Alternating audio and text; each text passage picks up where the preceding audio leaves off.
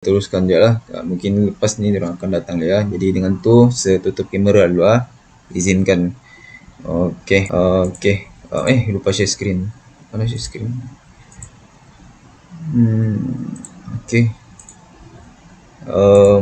Sementara tu okey. Boleh nampak slide ke? Boleh. Okey, terima kasih. Jadi Assalamualaikum warahmatullahi wabarakatuh dan selamat pagi kepada semua anak-anak murid 4 amanah lah. Jadi sebelum ni kita sudah habis bab 5.2 iaitu pembelapan dan resonance. Jadi pada hari ini kita masuk pada subtopik baru lah iaitu 5.3 pantulan gelombang. Pada minggu lalu pada hari Rabu kamu ada belajar sikit lah mengenai pantulan gelombang ni kan.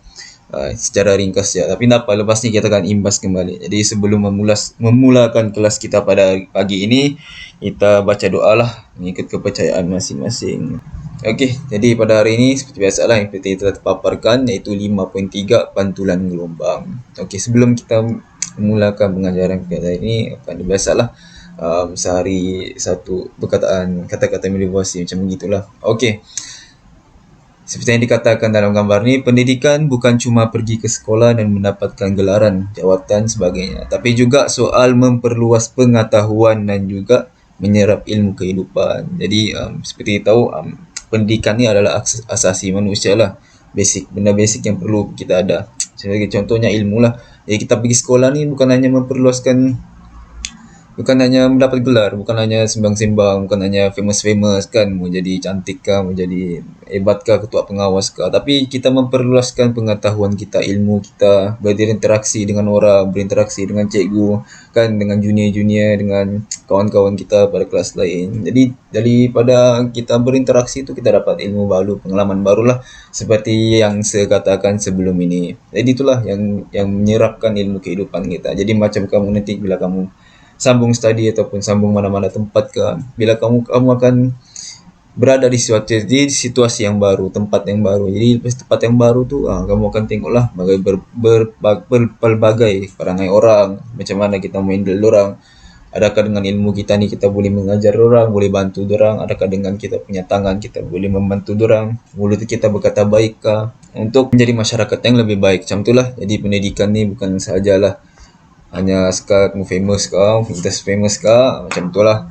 Jadi diharapkan jadikanlah sekolah ni merupakan satu kenangan indah kamu, kan begitulah. Sebab masa muda ni dah boleh tarik balik lah. Kalau saya bilang kan, kalau saya terang tanya lah mana kehidupan yang paling best, saya akan cakap kehidupan belajar.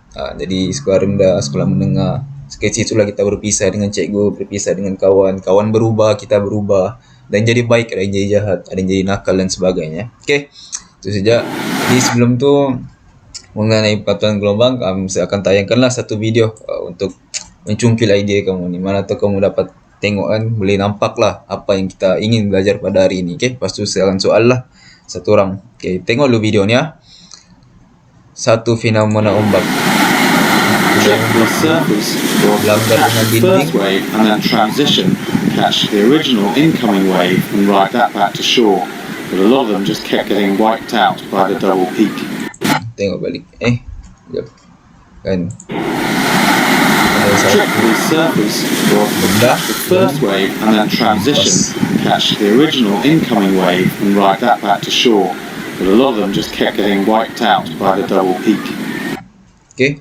Jadi semua tanya siapa? Jadi semua tanya Umaira. Okey, Umaira. Apa yang kamu dapat jelaskan dengan video tadi? Boleh tahu kah situasi dia macam mana? Keadaan dia macam mana? Umaira, bagi tahu Syah. Salah enggak? Betul belakang cerita dulu.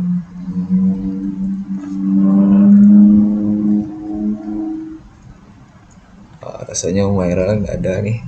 Okey.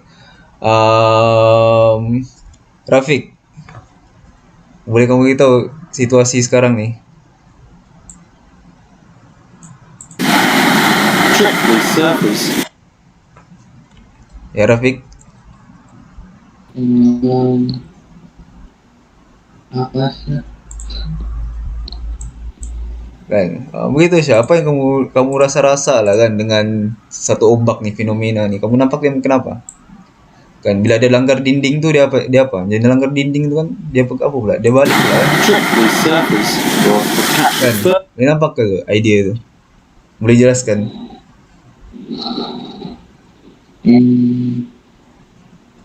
Arah perambatan tu. Ya gitulah arah perambatan kan. Bila kita tengok kan kita belajar pantulan gelombang, bila dia menghantam satu dinding dia tidak pula limpas dinding tu dia lalu dinding tu kan, dia akan memantul balik. Macam gitulah kita nampaklah daripada situasi begini, bila dia berhempas dia memantul balik. Okey, terima kasih Rafiq.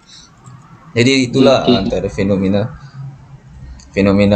pantulan gelombang. Kita tengok bila dia menghempas atau ada satu halangan, maka dia melantung balik. Seperti inilah bila kita di satu keadaan di mana dengan kawasan gunung, bila kita berteriak bukan ada satu ekor kan, maka bila itu yang dinamakan fenomena pantulan gelombang. Dia teriak terus ada dia melantun. Itu sebenarnya fenomena gelombang. Jadi kita imbas kembali yang apa yang kita belajar pada hari Rabu lepas. Kita tengok balik. Jadi apa itu pantulan gelombang? Pantulan gelombang adalah pembalikan gelombang semasa dihalang oleh sesuatu penghalang atau pemantul. Jadi apabila ada satu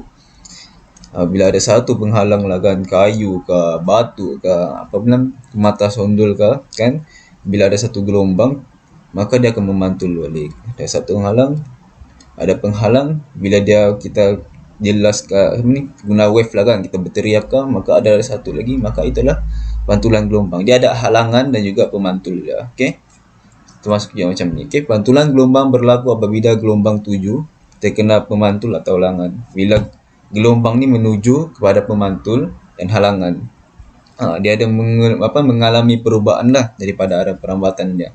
Seperti kita tengok dalam situasi tadi, kan, dia merambat ke dinding air tadi lah, dinding dekat pantai kan, maka dia, kalau kita lihat lagi lepas dia dengan lebih jelas, bila dia sudah melanggar suatu halangan, maka dia mengalami perubahan arah tu, perambatan tu. Okey, kita tengok dulu. Ini mengkaji pantulan gelombang bagi gelombang air sata. Bila tengok dalam satu eksperimen ni, ini adalah air di atas ni, tangki riak ni kan. Ini adalah motor kan. Jadi motor ni akan dihidupkan, maka dia akan menggoncangkan batu kayu ni. Batu kayu ni digoncangkan untuk menghasilkan satu gelombang air lah, gelombang melintang kan, begitu. Maka di atas ni adalah puncak dia di atas ni. Jadi untuk melihatkan situasi gelombang ni dengan lebih jelas, maka ada satu kertas putih dan juga bayang-bayang yang akan kita lihat dengan kita perjelaskan lah. Kita set up lampu, lepas tu kertas putih dah. Siapa ni? Okey, mungkin tak apa.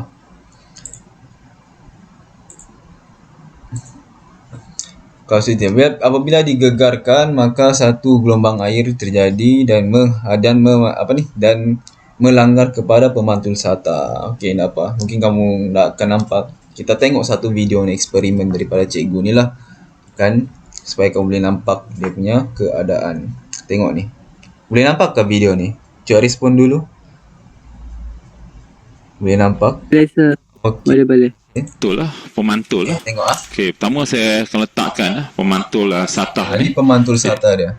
Pemantul sata ni diletakkan di atasnya, dekat air ni kan. Ini air ni, ini besi ni dikegarkan. Maka ni pemantul sata dia, kayu ke besi ke, memang diletakkan dia. Ini di bawah ni dia punya image lah untuk melihatkan arah perambatan gelombang tu. Dan kita tengok apabila gelombang tu dihasilkan, kan, ini di atasnya crest dia lah ni, puncak dia. Dia merambat ke kanan dan ni muka gelombang dia macam tu. Ini mungkin kurang jelas lah, tapi arah perambatan dia berubah. Ini adalah contoh pantulan gelombang lah, kan. Bagi contoh, gelombang tu bergerak kanan, dia ke kanan. Ini sudut normal dia, sudut normal yang di atas tadi itulah, yang berserenjang dengan pemantul sata tu. Maka dia akan merambat ke sebelah, ke arah lain, ke sudut yang lain. Itulah yang dinamakan, ini adalah contoh contoh pantulan gelombang.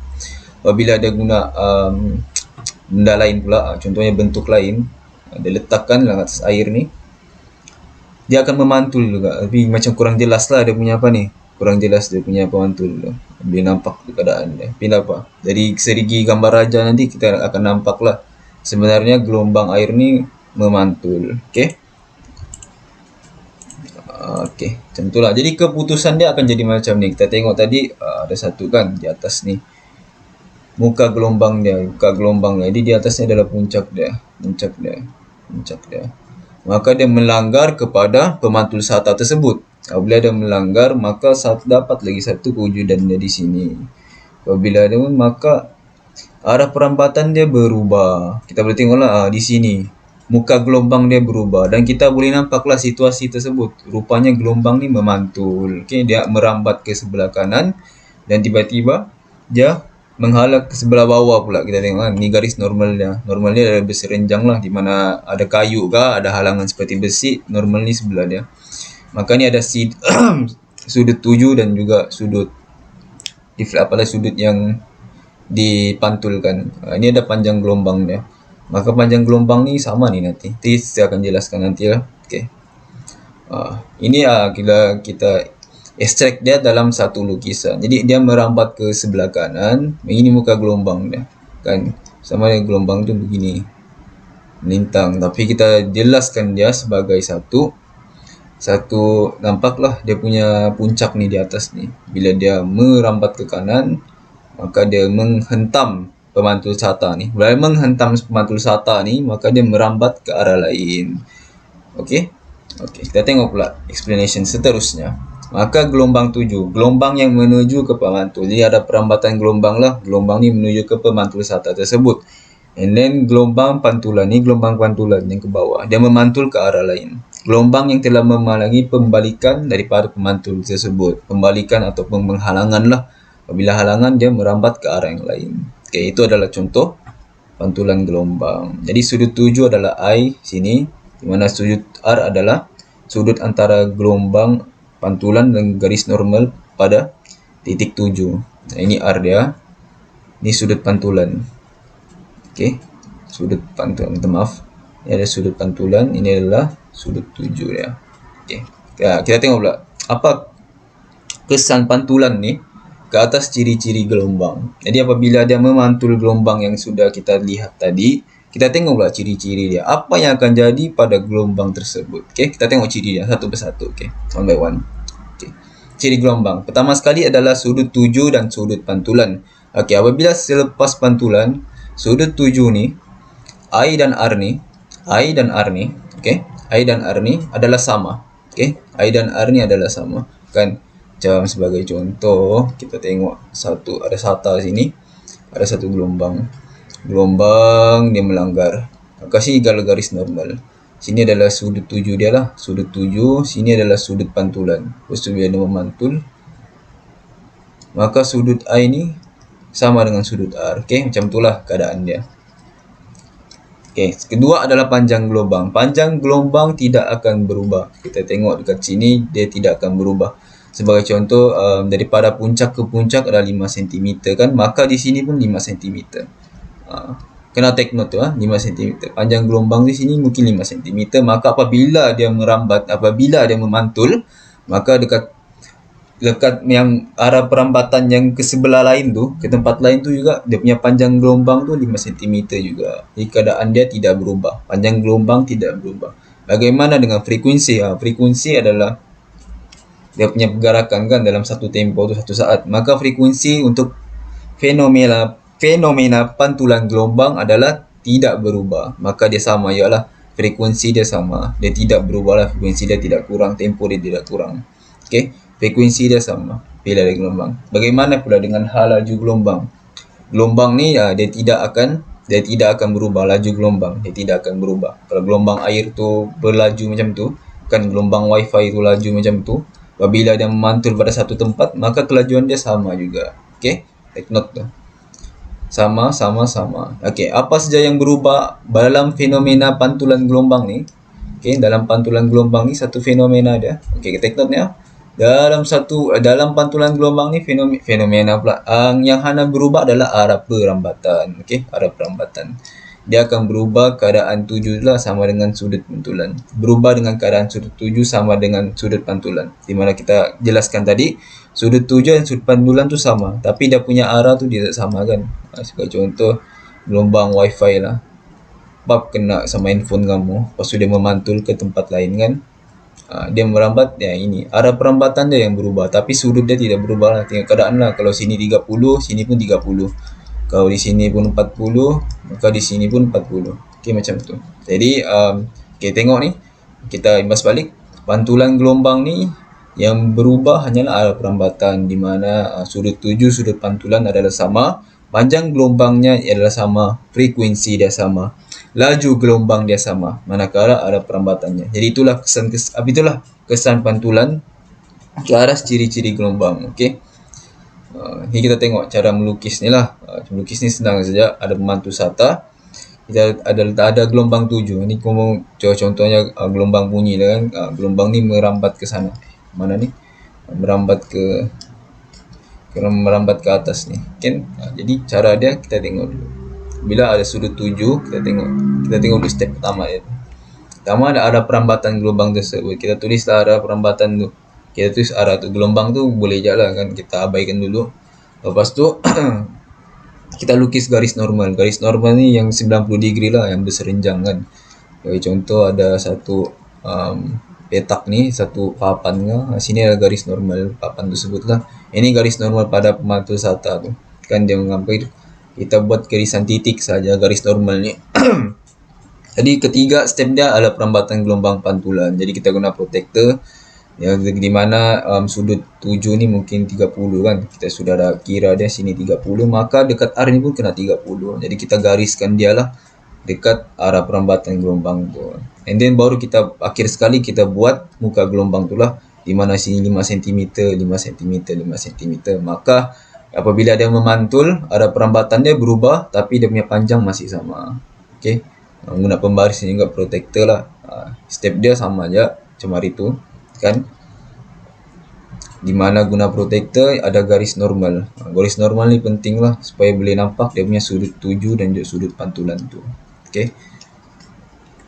Okey, selesai. Sudah rasanya imbas kembali kamu belajar sains mengalir. Jadi untuk pada topik pada hari ini kita akan masuk kepada aplikasi dan juga penyelesaian masalah lah.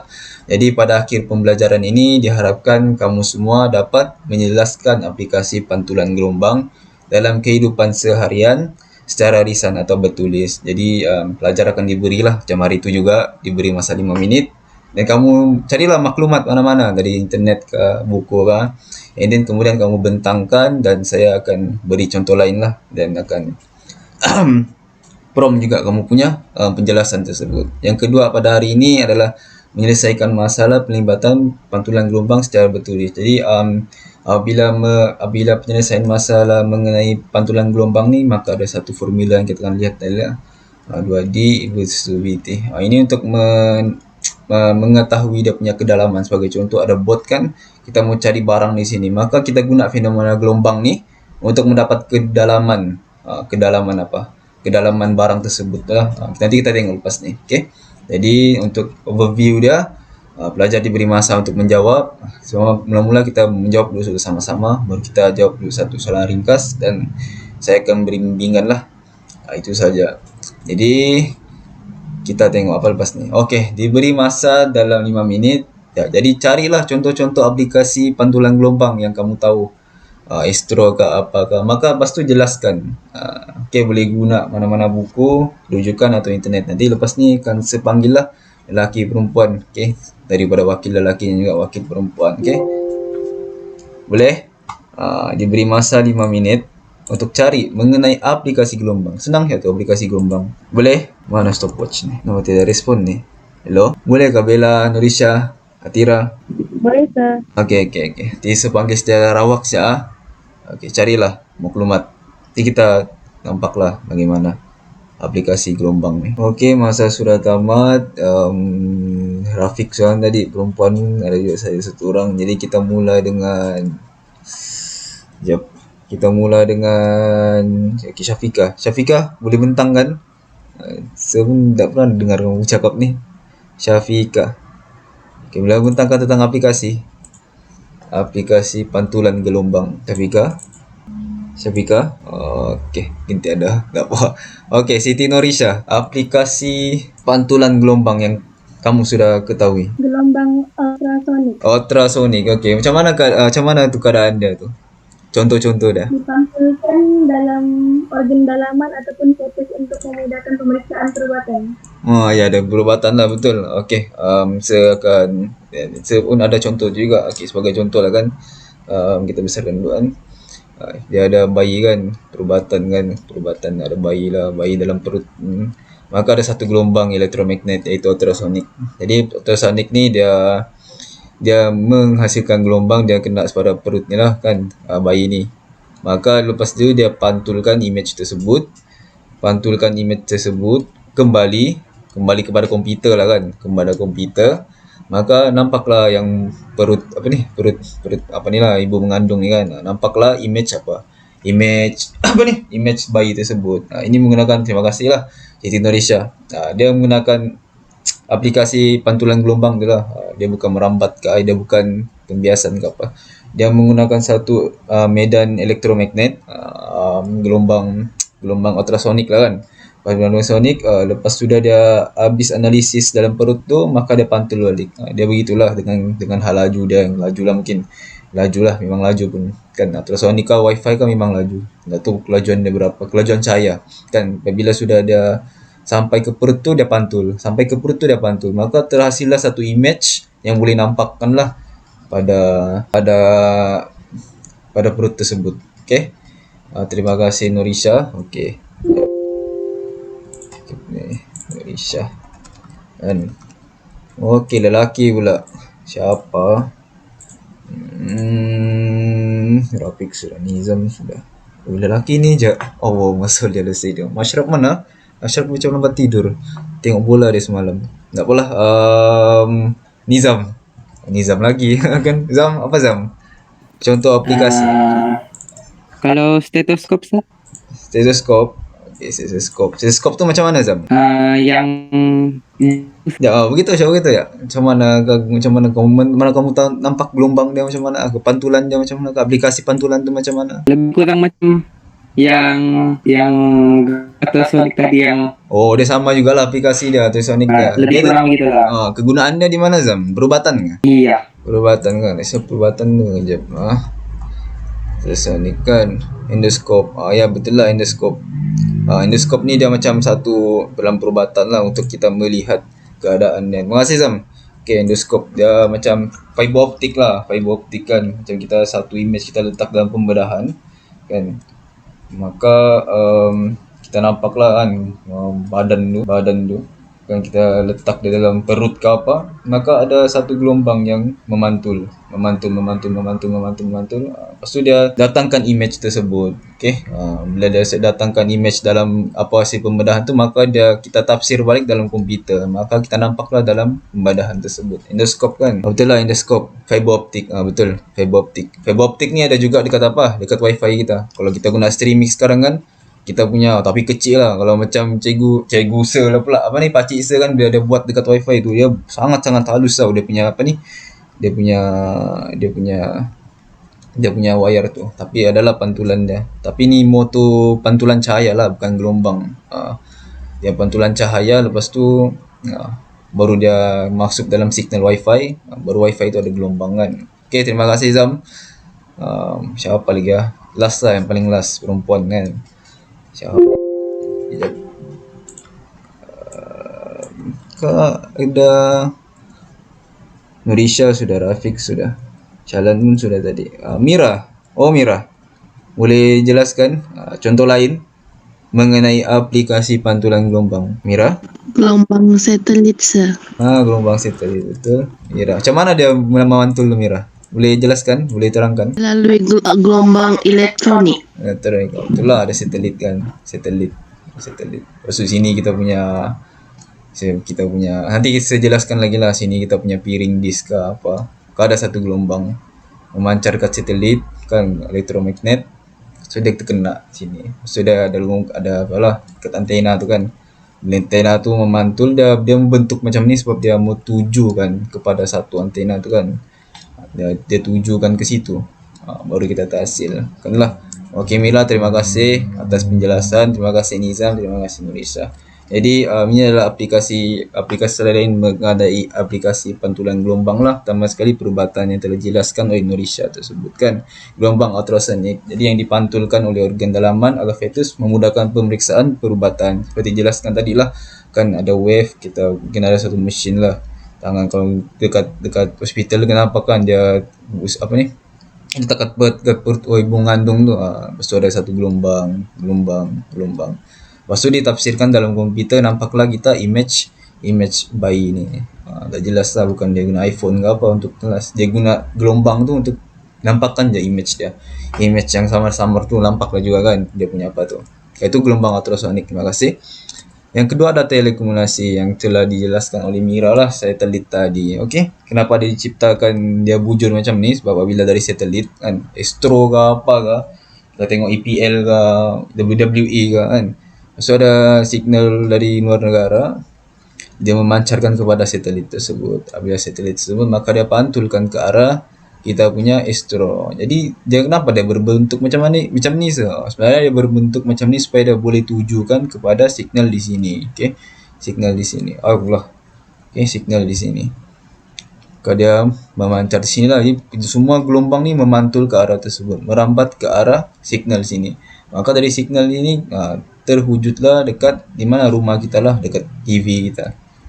Ini sambungan wayar HDMI macam tu, maka terhasillah satu image. Itulah image yang kita tengok TV tu. Ini menggunakan gelombang radio lah dari satelit.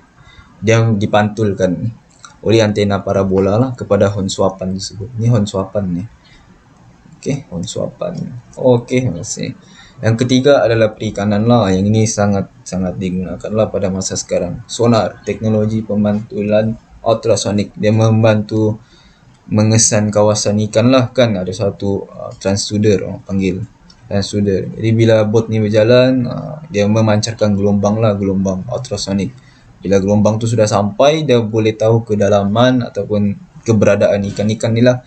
Sebab itulah kalau kita tengok National Geographic diorang bukannya terus diorang selam. Mungkin ada juga lah menyelam sampai ke dalam, tapi kebanyakan diorang akan gunakan signal transducer ni, ultrasonik ni, sonar ni, untuk kita menangkap image ataupun mengetahui kehidupan di dalam air tersebut kan. Segala jerum lah yang dulu-dulu, kalau kedalaman laut ni sangat-sangat dalam, sangat susah lah. Berapa peratus ya sebenarnya kita dapat kedalaman air dekat dunia ni. Bila sudah dia memancarkan gelombang tersebut, maka dia akan pantul balik lah untuk menangkapkan image segala tu. Okey, di kanan transducer. Jadi kita masuk ke seterusnya, iaitu menyelesaikan masalah melibatkan pantulan gelombang secara bertulis dengan betul. Jadi adalah contoh soalan lah, gelombang ultrasonik. Kita tengok dulu contoh soalannya. Gelombang ultrasonik berfrekuensi 25 kHz dipancarkan dari sebuah kapal ke dasar laut untuk menentukan kedalaman laut. Gelombang itu bergerak dengan laju. Dia ada laju dia lah kan. Masuk juga lah gelombang cahaya, dia ada laju dia. Gelombang ni pun ada laju dia dalam air laut. Ni dalam air laut kelajuan dia macam ni. Okey, minta maaf. Setelah masa antara penghantaran dengan penerimaan semula gelombang ultrasonik adalah 120 ms.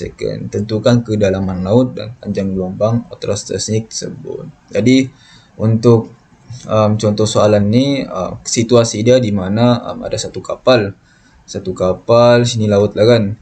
Maka dia mau tahu kedalaman laut ni macam mana. Maka ada satulah macam transducer tadi lah. Di transducer dia memancarkan gelombang kepada bawah dia. Jadi dia mau tahu berapa jarak kedalaman ni kan. Okey, berapa jarak dia kedalaman ni. Ini kapal ni tersebut. Buruk pula. Okey. Inilah kan kapal tu. Jadi dia mau tahu distance dia. Jadi untuk tackle soalan ni, dia ada satu rumus dia. Tapi apa untuk rumus tu? Kita keluarkan dulu dia punya maklumat. Okey, pertama sekali adalah berfrekuensi. Frekuensi 2.5 kHz. Jadi bila frekuensi 5 kHz kita keluarkan dia lah. Mana frekuensi adalah 25 kHz. Okey. Lepas tu dipancar dari sebuah kapal ke dasar laut untuk menentukan kedalaman dia. Seperti yang saya terangkan. Gelombang itu bergerak dengan laju 1500. Jadi laju dia adalah, velocity dia adalah 100 1500 per second. Ini maklumat kedua yang kita dapatlah dalam ayat tersebut. Sela antara penghantaran dengan daripada receiver dia tu penerima dan juga penerimaan dekat laut, dasar laut tu dia punya persalahan adalah 120 milisecond. Okey, 120. Jadi ini adalah time dia, sela dia, iaitu 120 milisecond. Jadi ini maklumat yang kita peroleh. Jadi untuk menjawab soalan ni adalah satu rumus pantulan gelombang, aplikasi pantulan gelombang, iaitu ni, di mana jarak dilalui adalah laju didarabkan dengan masa. Inilah jarak yang dia. Okey, kenapa kalau kamu bertanya kenapa dia 2D? Sebab dia berbalikan. Dia sekali dia gelombang tu memancar ke bawah, lepas tu dia balik pula ke atas. Jadi inilah 2D tersebut. Okey, distance dia. Maka untuk mencari kedalaman saja kan daripada kapal ni sama kedalaman dasar laut tu, maka kita guna saja rumus ni. 2 tu bagilah VT ni. Okey, take note ni. Ini saja rumus dia. Okey, D sama dengan V, T sama dengan 2. Jadi kedalaman laut ni lain dan bukan adalah D lah. Jadi kita kena cari kedalaman laut dahulu. Manakala B adalah panjang gelombang. Okey, panjang gelombang ni kita cari sama-sama. Panjang gelombang. Okey, kedalaman laut. Jap.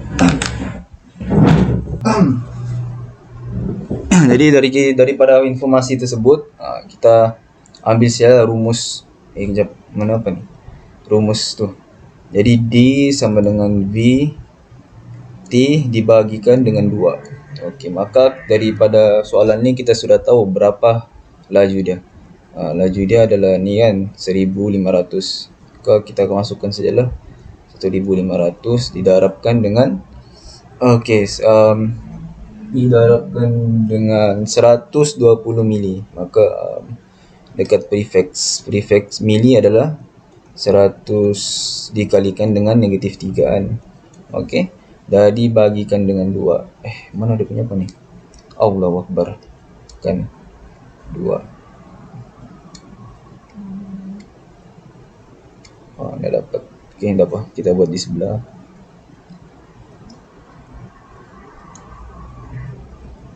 Okey.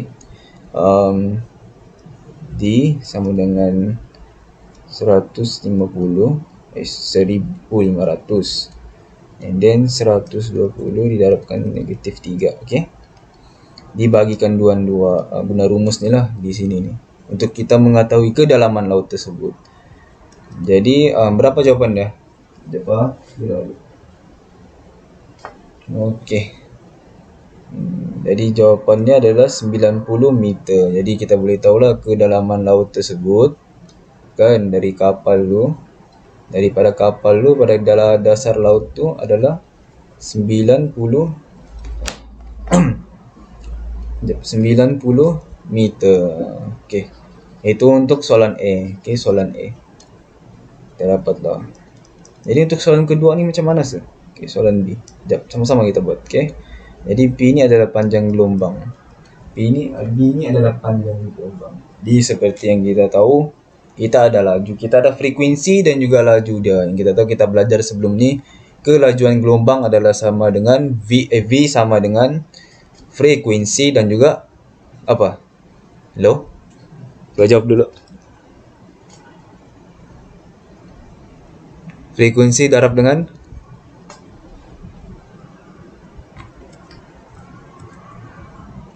Nizam, frekuensi darab dengan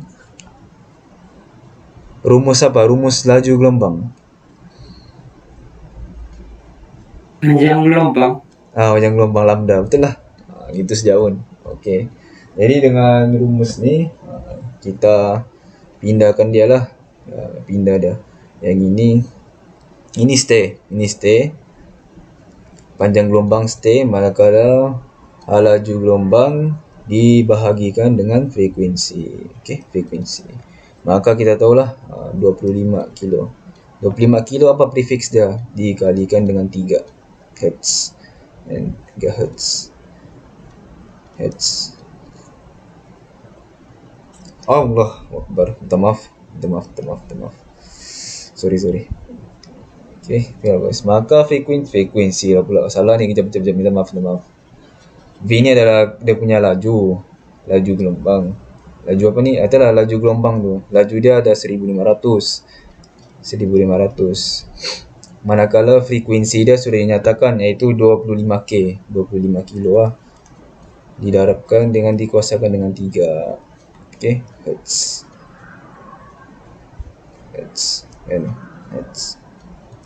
Maka okey, kira dulu berapa? 1500 dibagikan dengan 25,000. Maka kita dapatlah panjang gelombang tu adalah 0.06 meter. Jadi artinya, contohnya kan gelombang. Jadi artinya gelombang yang telah dihasilkan tu dia punya panjang gelombang, kan panjang gelombang ni daripada satu titik fasa dekat puncak ataupun lembangan tu, bawah ni adalah ini panjang gelombang dia. Jadi artinya ada receiver dia tu, maka panjang gelombangnya adalah 0.6. Ini dia 0.06. Panjang gelombangnya di sini 0.06. So, ini gelombang yang merambat dalam satu saat kan, ikut definisi pada kelajuan tu. Jadi dalam satu saat gelombang tu bergerak 0.06 meter. Jadi inilah panjang gelombang tersebut. Okey? Boleh kah? Cuba respon dulu, boleh?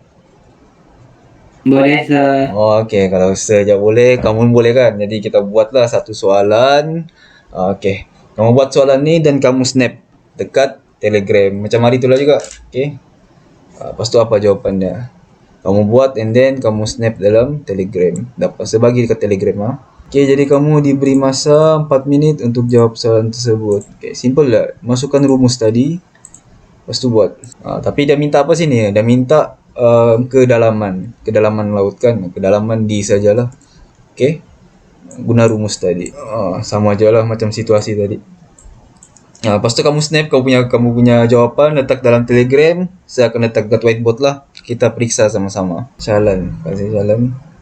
D juga count sudah. Syuhada D juga, kasih syuhada. Okey, nampak kita buat sama-sama. Mana whiteboard ni? Kita buat di sini silakan. Okey. Kita ambil jawapan semua pun 270. Fika. Okey, menasa punya apa? Darjah 1 menunjukkan sebuah kapal sedang mengantari syarat ultrasonik ke dasar laut. Jika gelombang ultrabunyi yang dipantulkan diterima adalah 0.36 saat, apakah kedalaman laut tersebut? Jadi dalam soalan ni, seperti yang kita tahu, kita dapat saat dia lah, iaitu sama dengan T. Ini dah 0.36 saat. Apakah kedalaman laut? Jadi dia minta kedalaman. Okey, kedalaman. Jadi anggap laju laut tu. Jadi kita tahu laju dia adalah 1500. Ini adalah dia punya laju gelombang, laju bunyi. Laju gelombang bunyi itulah yang dia sampai ke diagram tu. Okey, V. Jadi kita buat rumus tadi, Afika buatlah, iaitu D sama dengan V didarab dengan T, iaitu bagi dengan 2. Okey, betul. Di mana 1500 V didarab dengan 0.36 T, kita sudah ekstrak tadi, betul, dibagikan dengan 2. Jadi jawapannya adalah 270 lah. Sebelum kira pula. 1500 darabkan 3,036 dibagikan 270. Okey, 270. Maka jawapannya 270 lah. Betul lah tu. Okey. Buatlah 270.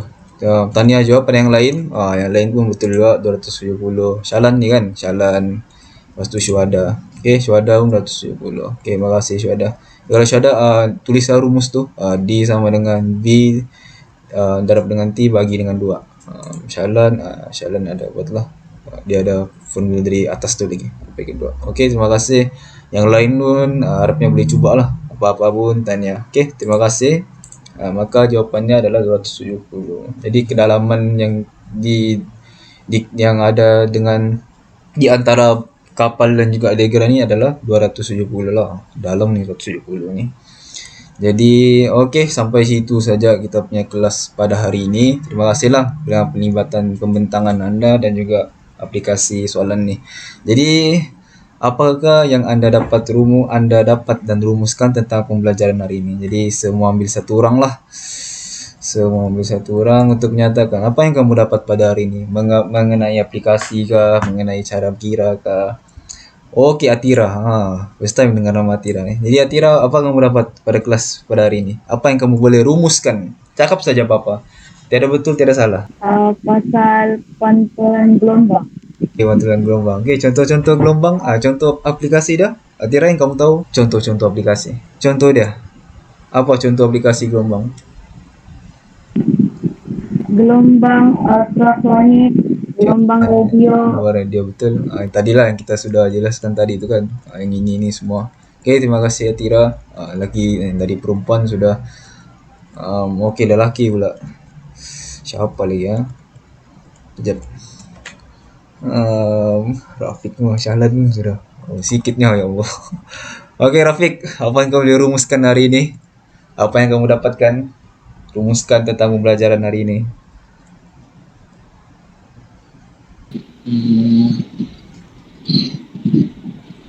Tentang pantulan gelombang ya. Kayak betul. Itu arah perempatan Oke. gelombang tersebut. Ya, itulah. Ada perempatan dia berubah, tapi dia punya laju tidak berubah, dia punya frekuensi tidak berubah, dia punya apa lagi satu? Frekuensi satu lagi, dia punya panjang gelombang tidak berubah. Oke, terima kasih Rafiq. Jadi terima kasih atas kerjasama anda semua pada hari ini.